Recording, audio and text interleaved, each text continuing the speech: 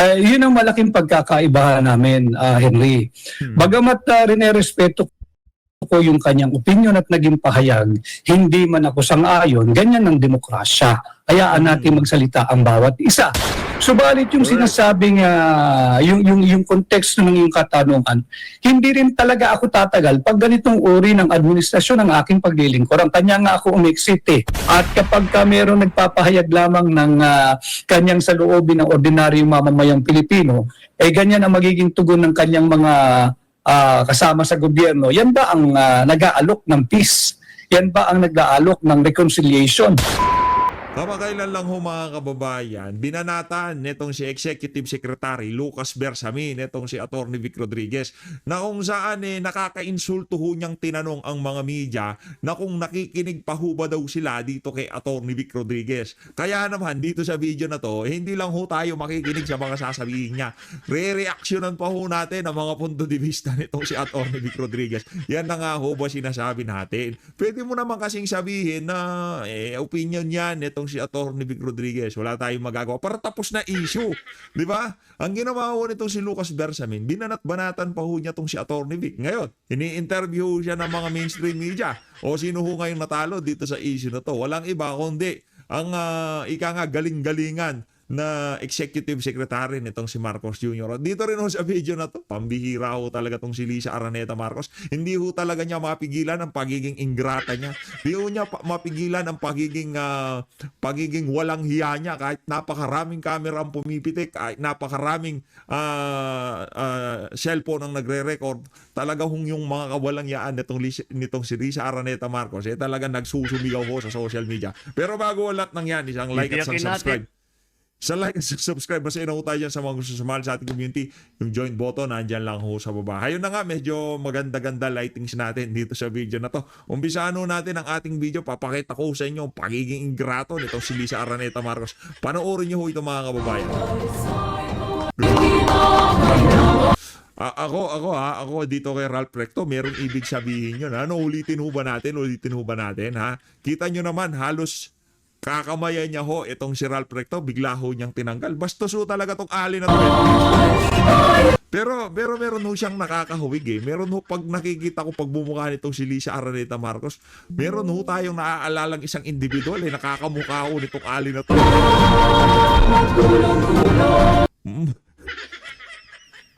Muntik nang nadapa itong si Lucas Bersamin. Ngayon, imbis na alalayan itong si Kokak, pinagtawanan pa niya. Thank you, E.S. Luke Bersamin. Ito talaga si Lucas, oo. Yan, grabe naman yung pagmumukha na yun. Pangklase talaga, oo. The very measured numbers of the cabinet that are here this afternoon. And of course, traveling with me will be the First Lady. Oh, please sit down. We have been First Lady Lisa Araneta. Ayan. Nako, Ralph. Nararamdaman ko na ikaw na isusunod na sa mga gabineting natanggal. Kasi ano yan eh. Kumbaga, ika nga nanunostra na ho natin dahil dyan sa Caracas ito si Lisa Araneta Marcos. Siya ho talaga, sa tingin natin, siya ho nagdidesisyon. Ngayon, naiipit ho sa mga kabalbalan niya, kanyang asawang si Marcos Jr. Kahit ano pa naman maging kalalabasan ng administrasyon niya, wala ho tayong ibang masisisi kung hindi itong si Marcos Jr.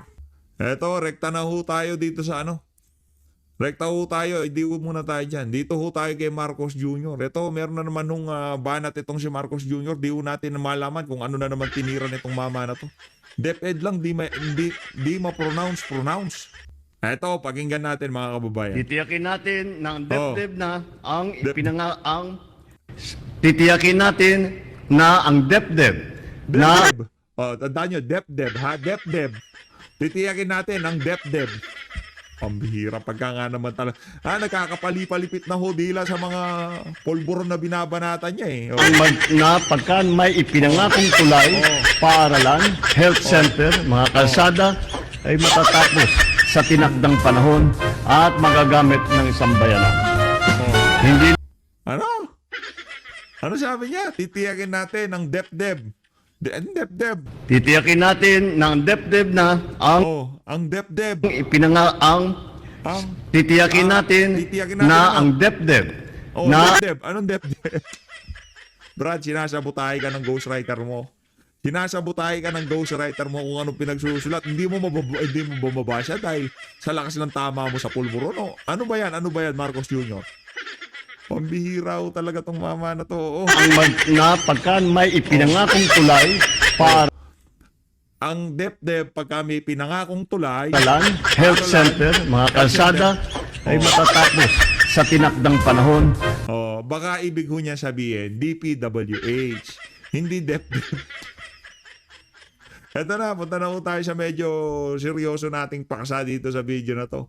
Walang iba kundi itong ating iniidolo na si Atty. Vic Rodriguez. Siya ho sa mga kandidato nitong si dating Pangulong Rodrigo Duterte. At siya ho ay isa sa mga pinapakinggan ngayon ng social media. At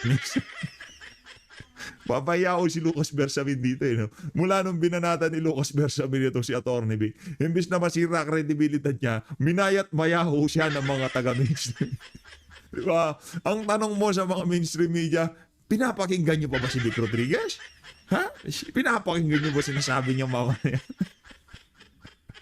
Di man lang nag-bet 24 oras, may minamayat mayaho ng mga taga-mainstream media itong si Atty. Vic Rodriguez. Pakinggan natin mga kababayan. Ano ito sa DZRH game? Kayo, Henry, magandang umaga sa lahat ng Sir nanonood Henry. at sumusubaybay sa inyong programang special on Saturday.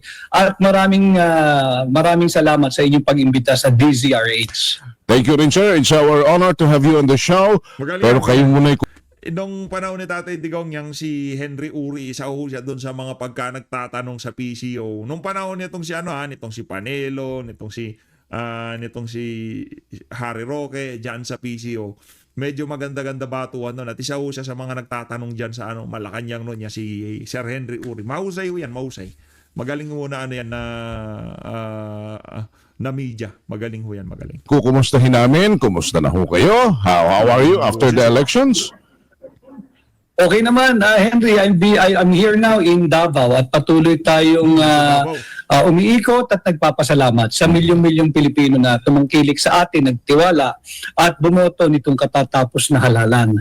And I think that's the way it's going to be for the next days or coming months at napakalaki ng Pilipinas at nakita naman namin sa aking maliit na team yung hakbang ng maisog, yung response ng tao sa aming advokasiyang transparency, accountability, peace and security.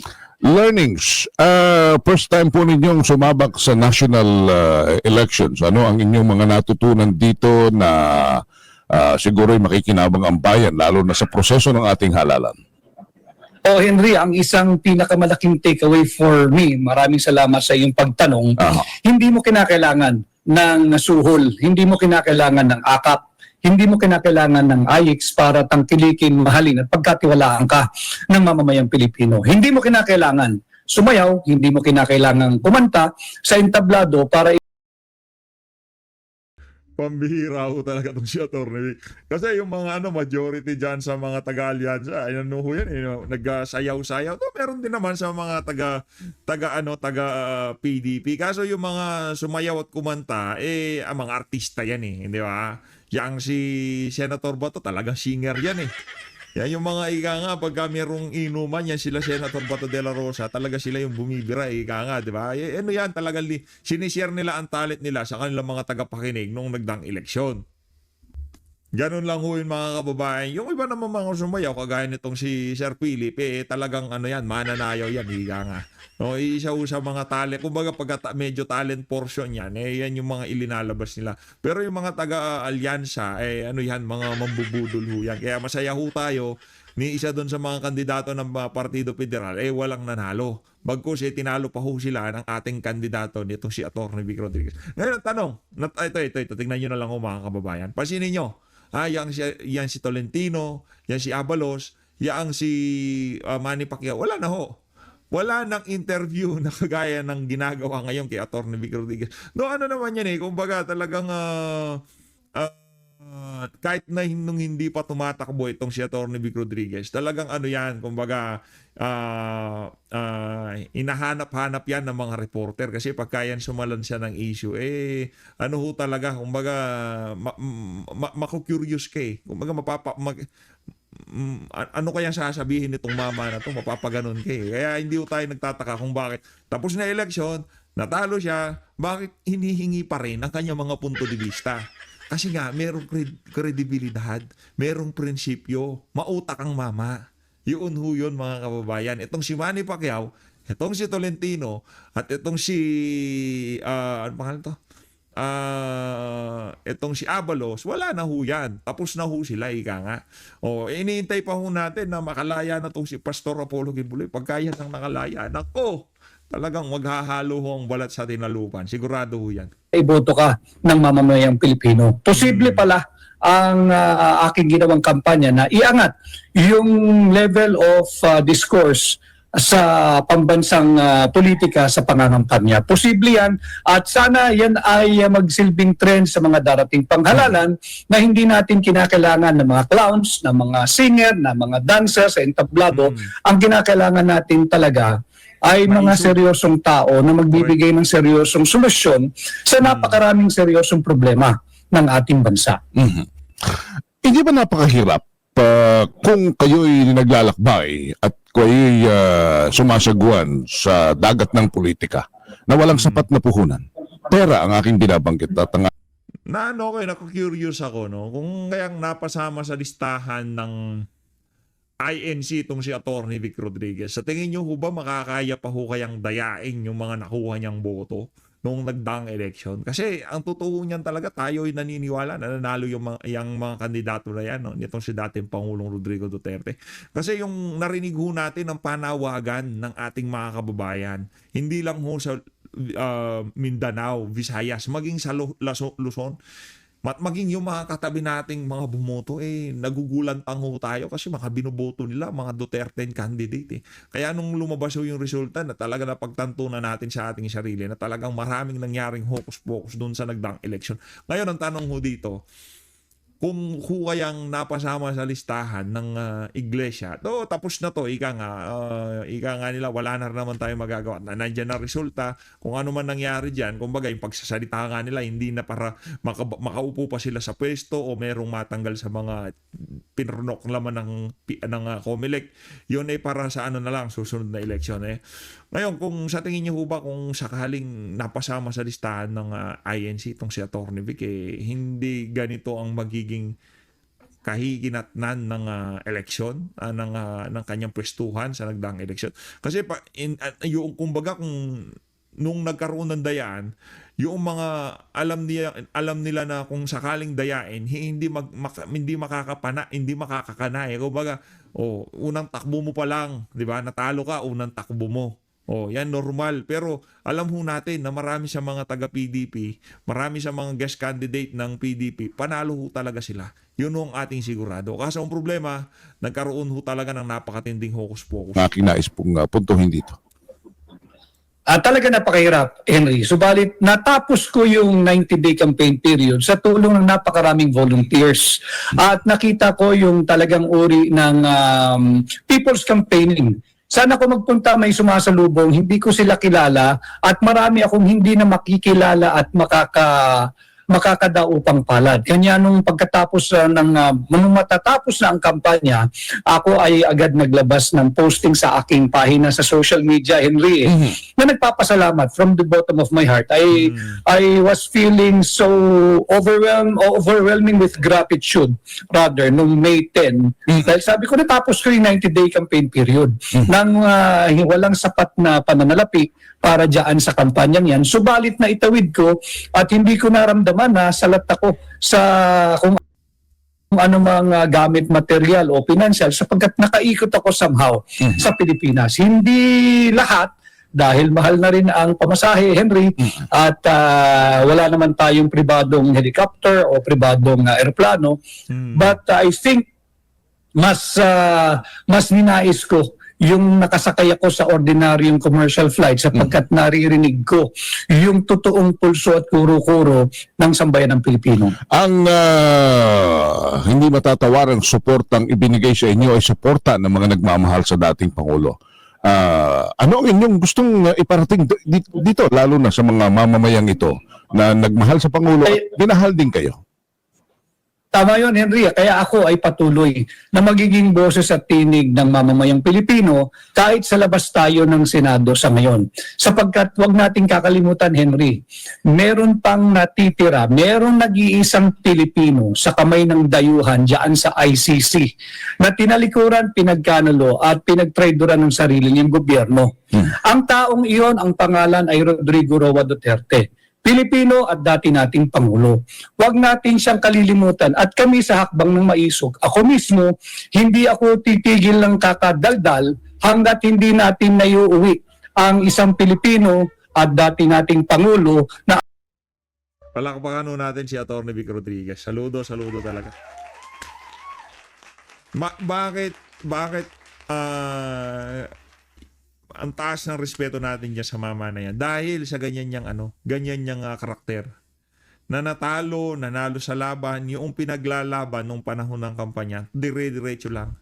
Hindi yung tipong ika nga medyo gumigewang-gewang na dahil yung mga sa PDP walang ganon, walang gumigewang sa mga yan. Yan si Atty. Jimmy Bondo, yan si Pastor Quebuloy.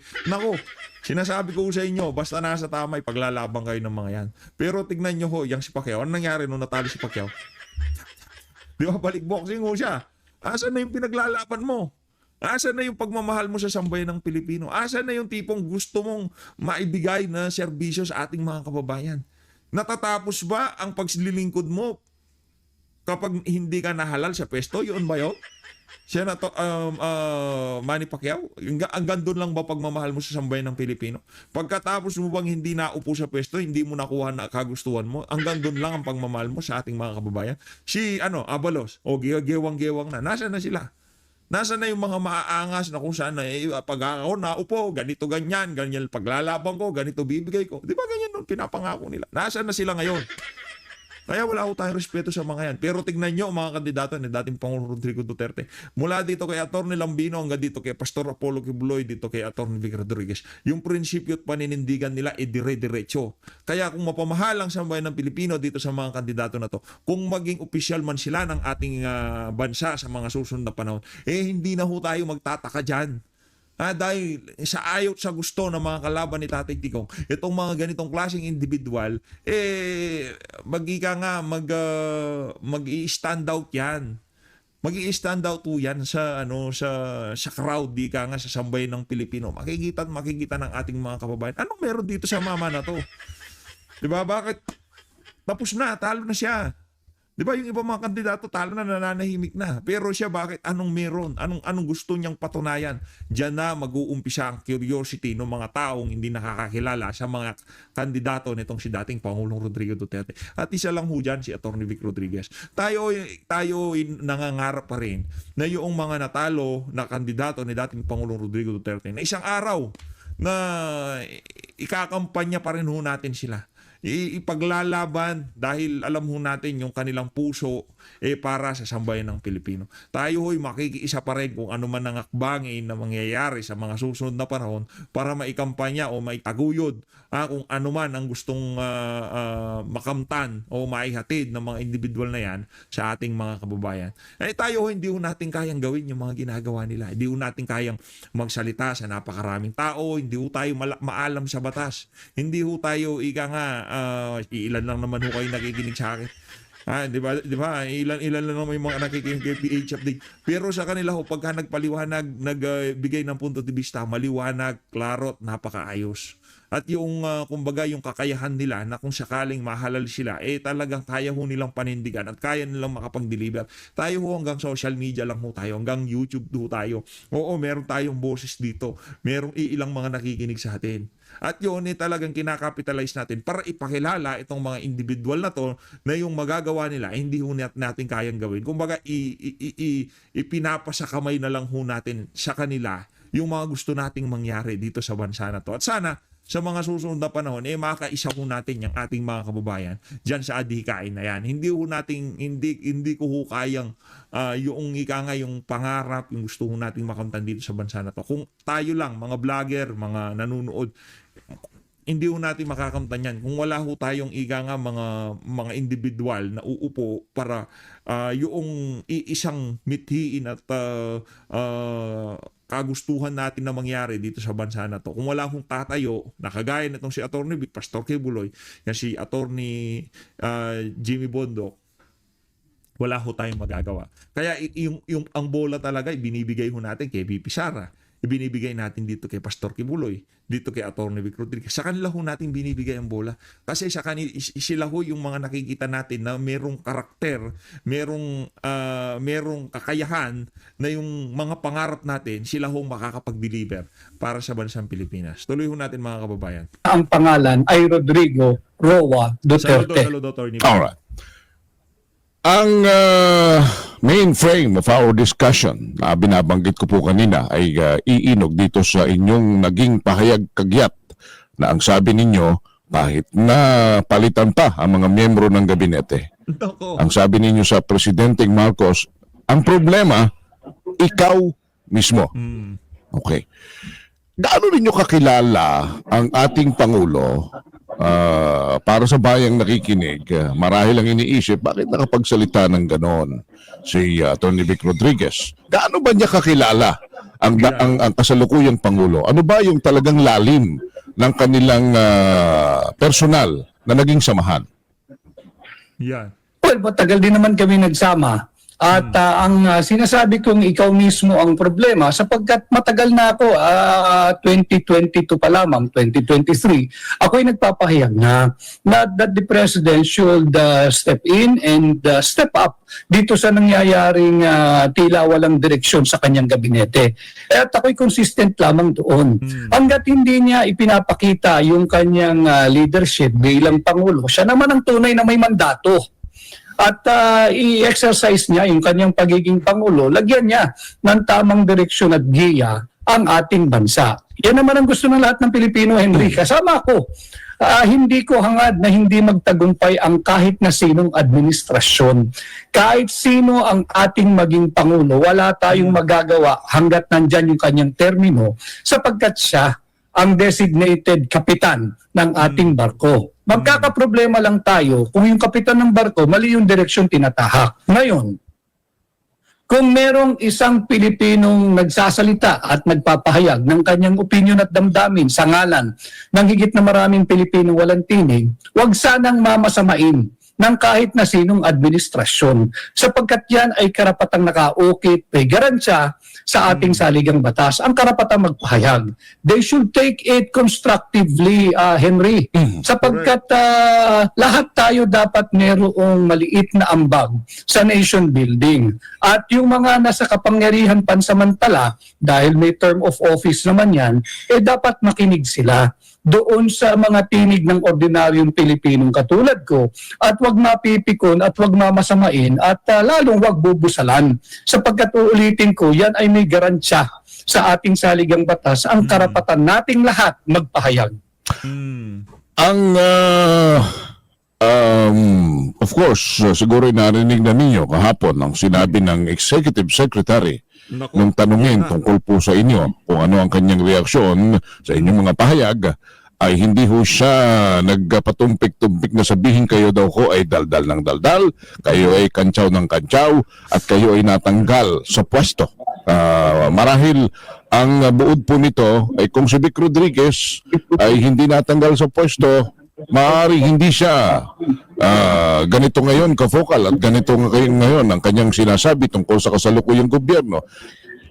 Yan ba ay isa sa inyong pinaguhugutan nga? Yung kayo'y natanggal, kayo'y nawala sa pwesto, kanya daw kayo'y ganito ang mga pahayag ngayon. Yun ang malaking pagkakaibahan namin, Henry. Bagamat rinerespeto ko yung kanyang opinion at naging pahayag, hindi man ako sang-ayon, ganyan ang demokrasya. Hayaan natin magsalita ang bawat isa. Subalit yung Correct. sinasabing yung konteksto ng yung katanungan, hindi rin talaga ako tatagal pag ganitong uri ng administrasyon ng aking paglilingkuran. Kanya nga ako umexit eh. Yun yung malaki naming pagkakaiba. Yun. At while he is free to express his own opinion, he is not free to speak on my behalf. Yun ang malaki naming pagkakaiba. If he wants to stick it out dito sa administrasyong ito, na sabi ko nga, sariwain lang natin sa isip ng bawat Pilipino na merong isang Pilipino at dating Pangulo na pinagkanulo ng sarili niyang gobyerno. At ipaalala ko lang sa mamamayang Pilipino na ang pangalan ng taong yan ay Rodrigo Roa Duterte. Yung nag-appoint kay Executive Secretary Lucas Bersamin bilang Chief Justice noong 2018. Ito'y paalala lamang at it's up to him or it's up to them kung paano nila tatanggapin ang paalalang ito. Ang akin lamang, we should all work together na mapauwi natin si Tatay Digong sa lalong madaling panahon. Matindi. Matindi. Matindi yun. Parang sinasabi nitong si Atty. Vic Rodriguez, no, wala ka namang utang na loob kasi ika nga pag naging Chief Justice ka, you earned it, ika nga, no? Pinaghirapan mo yan kasi merong ano yan, merong step by step, ika nga. Oh, hindi naman pagka napunta ka dyan sa Korte Suprema, pagka natripan mo na maging Chief Justice, pwede na. Madami ho kayong pagdadaanan, pag-aaral, ika nga, yung pagkakasunod-sunod, seniority. Si Tatay Digong kasi hindi siya kagaya ni Pinoy. O kunyari gusto niya itong si anong pangalan nung ginawa niyang Supreme Court na Chief Justice na ang dami niyang linampasan, si Sereno. Hindi naman dapat si Sereno ang dapat nauupong Chief Justice. Ang dami ho niyang linampasan na mga dapat na maging Chief Justice bago siya. Pero dahil itong si Panot, itong si Noynoy Aquino, hindi niya respeto yung tawagin nila dyan sa Supreme Court, seniority, inupo siya nitong si Noynoy Aquino. Pero si Tatay Digong ho, hindi siya ganon. Hindi ho niya hinahaluan ng politika. Abogado, alam niya. At alam niya kung ano yung kalakaran dyan sa Korte Suprema. Kasi kung ikaw nakapasok dyan sa larangan na yung pag-aabuga siya, nakapasok ka sa Korte Suprema, naging naging isa ka sa mga justices dyan, isa sa mga ini-aim mo pagdating ng panahon, magiging Chief Justice ka. Oh. Magiging pinuno ka ng ano na yan, ng sangay ng pamahalaan na yan. Si Tatay Digong, sinunod lang niya ang seniority, kaya na-appoint siya bilang Chief Justice. Pero hindi na para ano yun, hindi na para kalad ka rin yun. Yun na lang kung pagiging Pilipino at dating presidente nitong si Tatay Digong, sapat na para hindi gawin yung mga ginawa ng administrasyon ni Marcos Jr. sa kanya. Yun lang ho yun, mga kababayan. Susundan ko yung inyong binanggit na siya ang mag-appoint sa kay Executive Secretary sa Korte Suprema. Meron ba siyang malaking pagkukulang kung bakit pinayagan na ganito ang naging kapalaran ngayon ng dating Pangulo?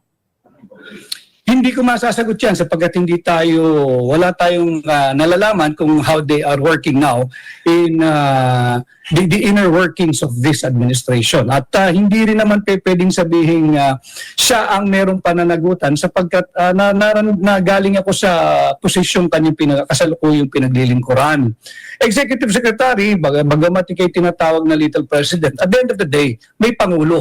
May mandato na siya ang dapat nagbibigay ng direksyon at kumpas sa kanyang administrasyon. So, hindi ko masasagot kung meron ba siyang mahalagang papel na ginampanan bago ipinagkanulo si Pangulong Duterte. But bilang isang mataas na opisyal ng ating pamahalaan, he is duty bound. Nagabayan naman ang Pangulo na at sabihin wala namang kaso, walang warrant of arrest yung dating Pangulo, bakit kinakailangan gawing mistulang handog at alay sa kamay na naglalaway na banyaga dyan sa ICC. Kung nagawa mo yan sa dating Pangulo na naglingkod ng tapat sa Pilipino at mahal na mahal ng Pilipino hanggang ngayon, paano na sa ordinaryong mamamayan? Linawin natin yung binabanggit ninyo na kayo Kung hindi masagot ni Atty. Vic, ako nasasagot siya. Basta ang alam ko dito, Atty., ang kwento sa akin, netong ito sasabihin ko na, kinuwento sa akin to ni John Vic Remulla na kung saan group effort yan. Group effort yan. Nandyan si Anyo, nandyan si Kibo, nandyan si Marcos Jr. Kung nandyan yung mga individual na yan, mag-a-assume tayo na nandyan din si Bersamin, Executive Secretary. Ano yan, kumbaga, crucial decision. Ika nga, talagang yung shot call dyan, talagang dapat lahat ng gabinete, ano dyan, lalo na yung involved dyan sa panggigipit kay dating Pangulong Rodrigo Duterte. Kasi, kung inyong matatandaan, sa lahat ng issue na kinahaharap ng administrasyon ni Marcos Jr., magmula doon sa PhilHealth na kinuha, na pondo ng PhilHealth at pinanggawa ng karsada para daw may madaanan ng ambulansya, sabi nito si Claire Castro, mula doon sa mga issue na yon, ang sumasalag sa mga bumabato sa administrasyon nitong si Marcos Jr., walang iba kundi yang si Lucas Bersamin. Siya ho ang ika nga talagang pagka hindi na kayang paliwanag nitong si Marcos Jr., siya ho ang gumigitna. Siya ho ang ika nga nakikipagsabayan, no? Ngayon, tayo ho dito sa isa na to, nakakasigurado tayo kung ano man ang naging shot call dyan, merong kinalaman dyan si Lucas Bersamin. Executive Secretary ka, Brad. Di ba? Kung dumating man yung panahon, ika nga, dinakip na, nasa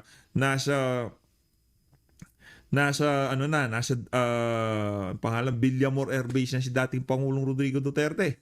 Executive Secretary ako, Mr. President. Mawalang galang nga po. Desisyon nyo yan. Pero ako bilang isang pinagkakatiwalaan yung Executive Secretary, papayuan ko ho kayo na pakaisipan nyo ho na maigi yung gagawin nyo na yan. Dahil meron ho tayong mga nasasagasa ang batas na pag nagkala yun, babalikan ho tayo niyan pagkatapos natin sa administrasyon. At yun na nga ho ang mangyayari dyan. Yan ang sinisigurado natin. Di ba? Pwede ho niyang sabihin yun. Palagay na natin doon sa mga closed door meeting kung paano kikidnapin itong si dating Pangulong Rodrigo Duterte. Wala na yan si Lucas Bersamin.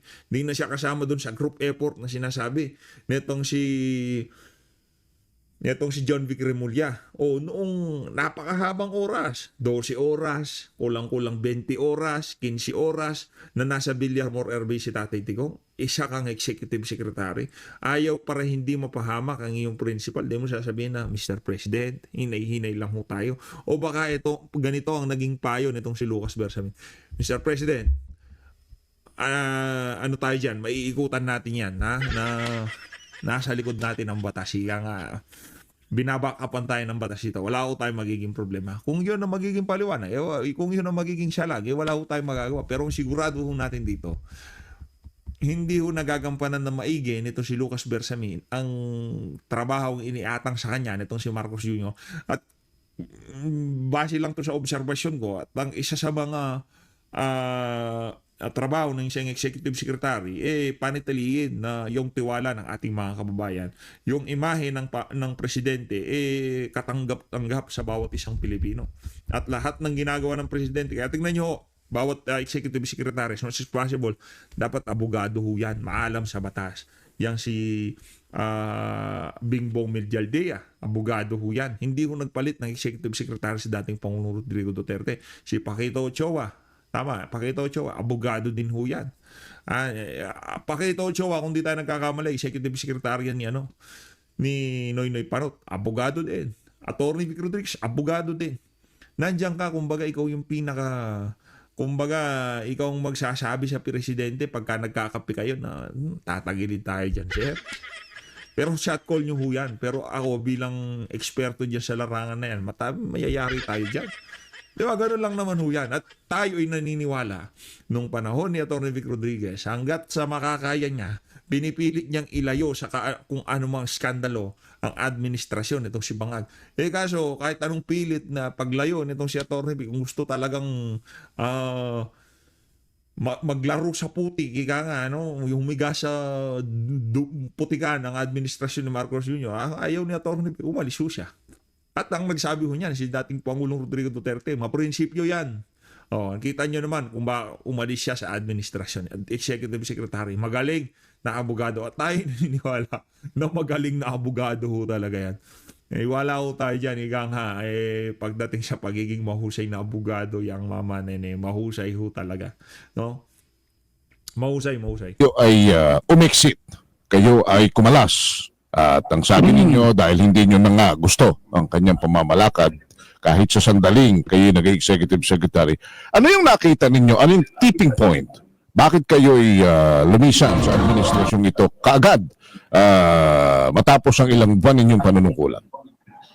Maraming beses ko nang sinagot ito, Henry. In the past interviews, kahit dyan sa inyong stasyon kay Lakay Deo, I even presented yung Administrative Order number 1, creating the position and the office of the Presidential Chief of Staff, na kung saan ako'y may appointment din. Kaya ako dyan inilahad at pinakita yung kopyang yun, sapagkat sa inyong istasyon, hindi ikaw, hindi si Lakay, ang nagsimula nung maling balita na wala daw Administrative Order number 1. Ako'y matagal na nagpasensya, nagintay ng tamang pagkakataon, kaya nung ako'y naimbitahan dyan, that is where I presented the Administrative Order number 1 series of 2022.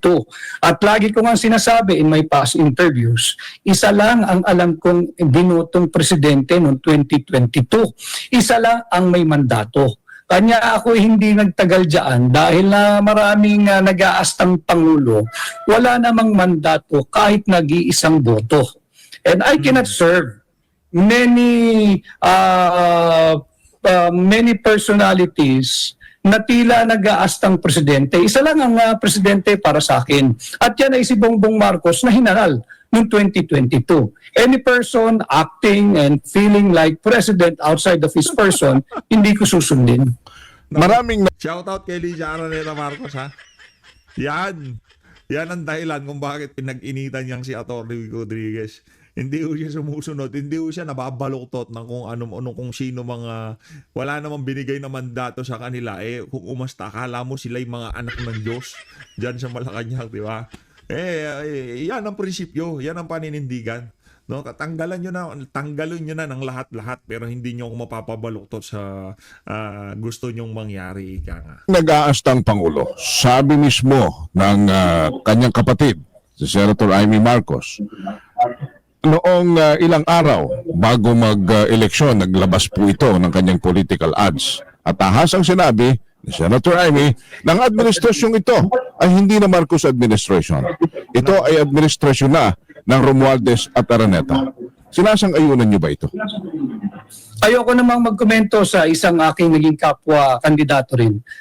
Yung pahayag niya ay kanya at ayokong yung magsabi bang, sorry for the term Henry, ayokong sumausaw doon sa kanyang naging pahayag. Basta't ang akin lagi lang sinasabi, makikita naman at nakikita ng lahat ng mamamayang Pilipino, ng lahat ng ating kasundaluhan, lahat ng ating kapulisan, lahat ng mga batas na mamamahayag katulad mo Henry, hindi nagaganap yung inasahan nating unity at continuity na aming naging mensahe ng pangangampanya way back in 2022. Maraming nangyayaring hindi kaaya-aya sa ating pamahalaan. Kaya obligasyon ng isang ordinaryong taong kagaya ko, isang mamamahayag na katulad mo na nakakaunawa, na ito ay ipagbigay alam natin sa ating mamamayan. Anong ibig kong sabihin? Katulad na lamang ng maanumalyang 2025 national budget. Paano ipinasa yun? Kung talagang pinag-aralang masusi ng Executive Department. Bakit pinapirma yung Pangulo ng Republika ng Pilipinas dito sa anomalous, illegal, invalid, highly immoral and unconstitutional 2025 national budget? Yan ba ay bahagi ng aking patuloy na pagsasalita na minamasama ng ilang opisyal ng gobyerno? Abay, hindi ito basta't kwento lamang. Ito'y dokumentado. Ito'y prinisenta namin sa mamamayang Pilipino. Kasama ko si Pangulong Duterte at si Congressman Sid Ungab. Kita namin na 28 items sa Bicameral Conference Committee report which I call BICAM. Blanco. And yet, naipasa yung 2025 national budget na may 6.326 trillion pesos. Ganyan ba pangalagaan ang limitadong pera nating mamamayang Pilipino? Pera natin yan eh. Bakit tatanggalan mo? ang ordinaryong mamamayang Pilipino na katulad ko na magpahayag ng mga maling gawain ng gobyerno. Hindi ba dapat they should take it all constructively sapagkat nariyan na naman. Budget season is around the corner. Pagpasok ng 20th Congress, the President is given 30 days to submit yung kanyang panukalang budget for 2026. Hindi pa nga natutugunan kung paano na ipasa yung maanumalyang 2025 budget. Magkakaroon na naman ng budget process sa Kongreso at sa Senado. At yan na may padadala sa Malacanang. So, karapatan. Kung hindi man ho tayo nabigyan ng tsansa na maipaglaban tayo ng mamanayan sa Senado, sa susunod na budget deliberation, magsama-sama na lang ho tayo magbantay. At sigurado naman ho tayo na kasama pa rin ho natin yung si Atty. Vic Rodriguez na bantayan ang 2026 national budget.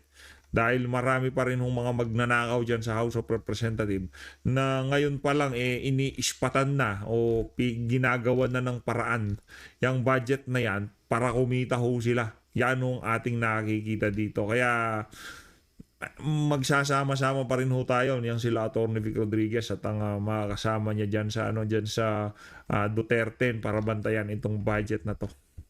Ng bawat Pilipino magsalita pag nakikita nating hindi na tama yung direksyon tinatahak ng ating gobyerno. Gobyerno natin yan Bahagi tayo dyan, Pilipino tayo, bansa natin ito. Yan ang aking ambag. Maliit na ambag sa nation building.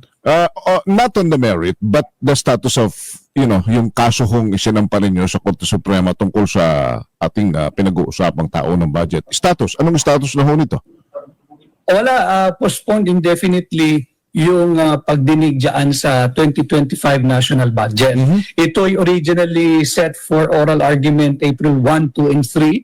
Ito ay na-postpone at na-move sa May 19 at nung bago mag-May 19, naglabas ng kautusan ng kataas-taasang hukuman na hindi na naman matutuloy at until further notice. So pagka until further notice, ibig sabihin indefinite. Okay. Kaya ngayong mga panahon na to, napapatanong na ho yung ating mga kababayan. Kayo ba dyan sa Korte Suprema, kontrolado na rin ho ba kayo ng administrasyon itong si Marcos Jr.? Kahit naman sa bagay, kahit pasinungalingan nilang hindi, base sa kanilang mga nagiging galawan, kontrolado ho. Base sa nagiging galawan nila kasi kung talagang para kayo sa taong bayan, nakaset ng oral argument, tapos bigla-bigla dahil alam nyo masasagasaan dyan sa pinag-uusapan na yan, yung ginawang kabalbalan nitong si Marcos Jr., ngayon ipapagpaliban nyo. Meron ho tayong problema dyan sa Korte Suprema na yan. Doon sa pinag-uusapan uli natin tungkol doon sa resignation of the cabinet na kung saan ang banggit nga po ninyo, ikaw mismo ang may problema. Well, the critic says, dapat ikaw ang mag-resign. What about it? Anong inyong take doon? Ayan ang nangingibabaw na sentimiento sa social media. Ako naman, yung aking komento na it's a cosmetic change, tila tumatama, Henry. I do not want to trumpet on my own foresighting. Pero tingnan mo naman, na-retain yung buong economic team. Karapatan niya yun, siya presidente. Pero may karapatan din tayo na magsalita. Yung economic team ang nagtulak sa kanyang pumirma dito sa unconstitutional 2025 budget. And then all of them na-retain. So yun yung sinasabi kong cosmetic change. Bakit nagre-react ng ganoon ang gobyerno sa aking naging pahayag? Dahil ba tumama yung aking foresighting na cosmetic change lamang ito? Pangalawa, pinag-resign mo ang buong gabinete. Ilan lang naman pala ang papalitan mo. Hindi ba you have created an air of instability nung hiningi mo ang resignation ng lahat ng iyong gabinete? Correct. Tapos pwede naman palang magpalit ka with surgical-like precision na mga department heads or sekretaryo mo sapagkat tukoy mo naman pala kung sino yung mga non-performing or underperforming. Why Ano nga nabasa natin na na vlog ang sabing ganun ganun daw ho kawalang yagba itong si Marcos Jr. Kailangan pa niyang i-generalize ang kanyang gabinete kung meron siyang mga iilang mga gabinete na gusto niya mag-resign. Hindi ho niya kayang harapin at sabihin na, "Oy, Brad, tapos ka na, wala na, hindi ka na pwede. Underperforming ka." 'Di ba? Yung dapat na dinideliver mo, hindi mo nagagawa. Hindi mo niya kayang gawin yun. Ganun ho kawalang yagbayang si Marcos Jr. Kailangan niya hong abisuhan o mag-courtesy resignation kayo. Kalaunan, hindi naman ho pala tatanggal. Pagka-courtesy resignation, dapat lahat kasi mananawagan ka ng ganun. Tapos, nagpasa si Vince, di mo tinanggap. Nagpasa si Gatchalian, di mo tinanggap. Ano yan? Nakananto ka. Kabalbalan ho yan mga kababayan. Kaya, di ho tayo nagtataka kung bakit ngayong mga panahon na to walang respeto ang ating mga kababayan diyan kay Marcos Jr. Demand the submission of the courtesy resignation or the resignation of your entire cabinet. So bumabalik ngayon sa kanya yung punto ng mga netizens na hindi talaga ma-solve ng resignation o pagtetender ng courtesy resignation kung yung mismong appointing power, yung mismong may mandato, ayaw niyang gamitin yung kanyang liderato bilang halal na pangulo. Ano ba ang dapat na tinataglay? Hindi lamang karakter, kundi estratehiya, taktika, sa pamamalakad, sa kabuuan, at samahan na natin ang kaalaman at kahusayan sa panunungkulan bilang Pangulo. Ano ang hinihingi para maging mahusay at magiting kang Pangulo? Unang-una yung sinasabing si Bongbong Marcos o si Pangulong Bongbong Marcos ay mabait. Yun hindi naman kasi nungalingan yun. Totoo yun. Subalit pagka ikay presidente na, Henry, hindi ka kinakailangan mabait. Kinakailangan ka maging leader. Kinakailangan ka maging pangulo. Magpakapangulo ka ng bansa sapagkat hindi ka na yung ordinaryong tao. Halal ka na eh. Ikaw na yung ama ng bansa. At bilang ama ng bansa, kapakanan ng bawat anak mo, ng bawat Pilipino, ang dapat araw-araw na iniisip mo pagkagising mo hanggang sa matulog ka kahit hanggang nananaginip ka. Hindi yung kapakanan ng mga nakapaligid sa iyo na mabait kay aabusuhin ka. Ang nangyayari, ang naaabuso ang mamamayang Pilipino. Tama yung direksyon ng simula, ng kampanya hanggang ng mga unang araw. And I take pride, Henry, that when I was still there, at it's a relatively short time, 79 days. Pero wala namang ganyang kagulong administrasyon ng aking panunungkulan. And I take pride. At yun nga, hindi kailangan ng mabait, kinakailangan pangulo ka. You have to exercise your mandate. Kanya ka nga binoto eh. Naniwala at nakinig at pinanghawakan. Lahat ng mabubuting salitang sinabi mo nung kampanya eh, yung unity at continuity, nasa na yun, basag na basag na. And here we are now, ang pagkatapos ng halalan doon sa isang podcast niya ay he's extending the hand of peace, reconciliation, and unity. At kapag mayroong nagpapahayag lamang ng kanyang saloobin ng ordinaryong mamamayang Pilipino, ganyan ang magiging tugon ng kanyang mga kasama sa gobyerno. Yan ba ang nag-aalok ng peace? Yan ba ang nag-aalok ng reconciliation? Yan ba ang humihingi ng pagkakaisa? Naalala ko yung isang Ayun na nga mga kababayan, dito na una tatapusin ang mga banat nitong si Atty. Vic Rodriguez. Hindi ang banat, pagsagot. Hindi na, actually di naman sinagot ni Atty. Vic yan si Lucas Bersamin. Kumbaga hindi nga siya nag-react eh. Kumbaga bahala siya kung ano gusto niya sabihin niya, karapatan niya yan. Pero iyan ang kaibahan namin Lucas Bersamin. Hindi ako aso habang siya talagang aso na siya ng mga Marcos na to. As always, maraming salamat sa pag-support sa PH Update. Mag-iingat kayo sa lahat. Maraming salamat mga kababayan.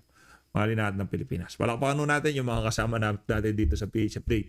Na kahit na nasa biyahe tayo, talagang nakantabay sa mga upload natin. Palakpakan. Maraming salamat mga kababayan. Mabuhay kayong lahat.